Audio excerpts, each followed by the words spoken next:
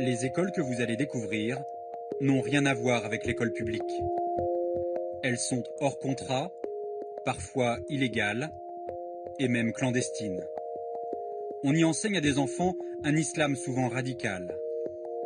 Pendant plusieurs semaines, nous avons enquêté sur ces établissements qui échappent au contrôle de l'État. À Toulouse, dans le quartier du Mirail, cette école hors contrat a ouvert il y a 3 ans. Elle accueille une cinquantaine d'enfants en classe de primaire. Alors que nous sommes devant l'école, un parent d'élève nous interpelle. Il a inscrit son enfant ici, il rejette l'école publique. Nous le filmons à son insu. Dans les écoles publiques, le niveau il est désastreux. Il y a des professeurs qui ne sont pas compétents. C'est la jungle. On laisse les élèves parler mal devant les professeurs sans qu'aucun professeur ne réagisse. C'est désastreux. Est-ce la seule raison qui incite ce parent d'élève à scolariser son enfant ici? Nous avons sollicité le directeur de l'école. Il a accepté de nous la faire visiter. Il s'appelle Abdel Fattah Rahaoui. Il pose une condition à ce tournage, filmer notre entretien. La visite commence. Ça, c'est la salle d'informatique.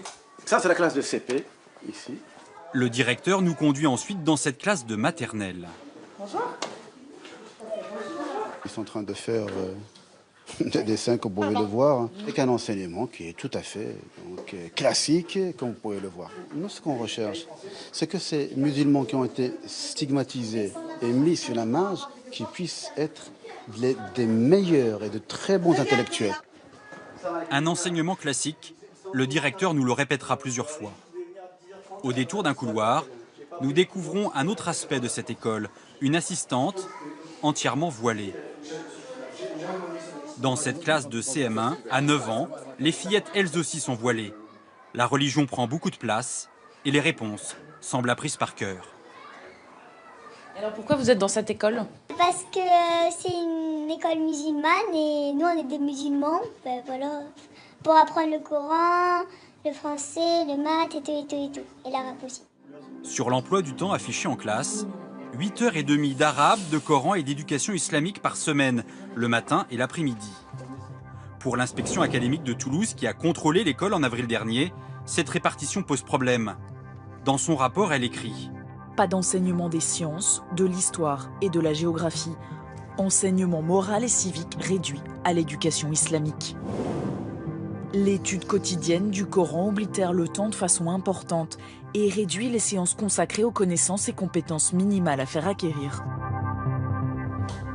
Abdel Fattah Rahaoui conteste ces conclusions.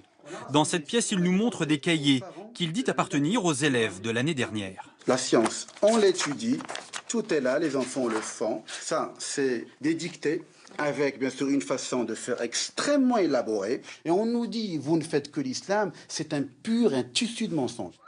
Un autre point aurait attiré l'attention de l'administration, la mixité. Pendant notre visite, nous avons vu des garçons et des filles jouer ensemble. Pourtant, nous avons recueilli le témoignage d'une ancienne enseignante. Pour la protéger, nous avons reconstitué cet entretien. À l'entendre, le directeur de l'école ferait tout pour limiter la mixité. La récréation, tout le monde sort, mais toujours un coin pour les filles, un coin pour les garçons. Toujours. Quand ils mangent, les garçons dans un coin, les filles dans un coin. Non, pour la mixité, il est dur.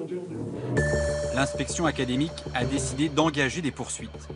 Abdel Fattah Rahaoui est aussi connu des services de police pour sa radicalité.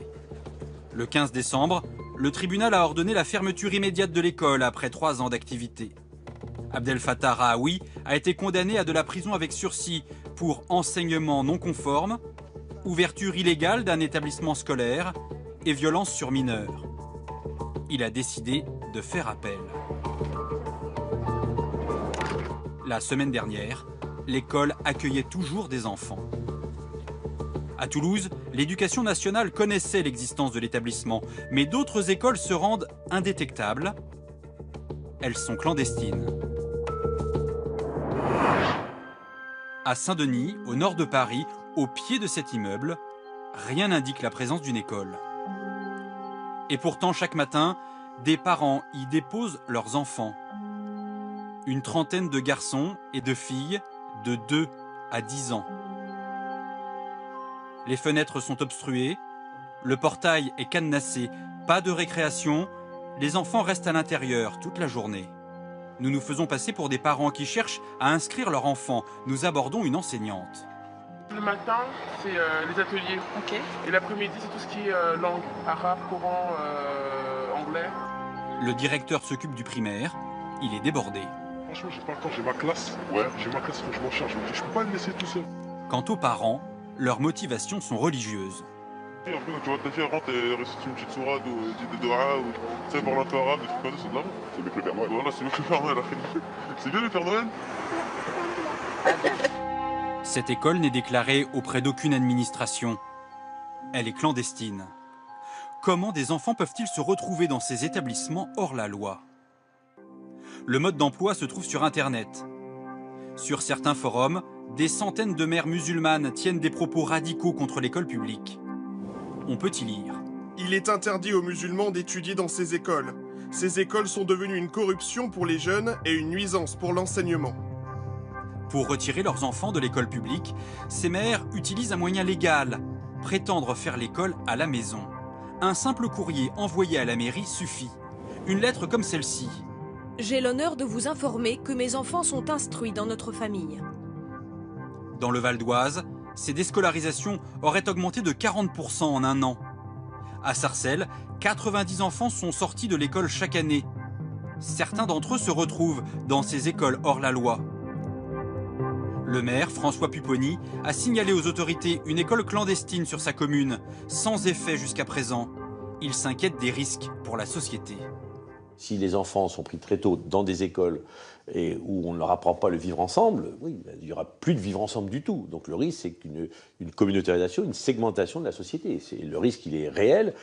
Et aujourd'hui, moi, quand je vois des enfants de l'âge de 5-6 ans qui sont dans ces structures-là, sans qu'il y ait forcément de contrôle de ce qu'on leur apprend, que deviendront ces enfants dans 10 ans? François Pupponi dénonce également une administration dépassée par la nouveauté du phénomène. À Saint-Denis, par exemple, l'école est inconnue des services de l'État. Officiellement, elle est gérée par une association dont l'activité déclarée à la préfecture est assez vague. L'éducation, la formation et l'enseignement des enfants, des jeunes et des adultes. Quand on pose la question au directeur, il répond. On n'est pas une école, arrêtez. Le niveau soutien scolaire, arrêtez. Commencez pas à nous embêter. C'est pas bien ce que on n'a rien fait de mal. Pourtant, accueillir des enfants toute la journée, ce n'est plus du soutien scolaire. Nous avons sollicité la préfecture, l'éducation nationale. Personne n'a souhaité nous accorder d'interview.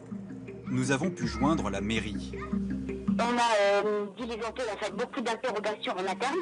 Personne, absolument personne, n'avait connaissance de cette école. Et tout le monde a tout à fait pris conscience de la gravité de la chose. Depuis nos appels, les policiers sont intervenus. Voici ce qu'ils ont constaté dans l'école. La présence de rats, l'absence de chauffage et de prise de courant aux normes. La dispense d'un enseignement manifestement religieux. Fin décembre, les policiers ont fait évacuer les lieux. Selon l'éducation nationale, les déscolarisations ont augmenté de 36% en 3 ans. Impossible de savoir combien le sont, pour raisons religieuses.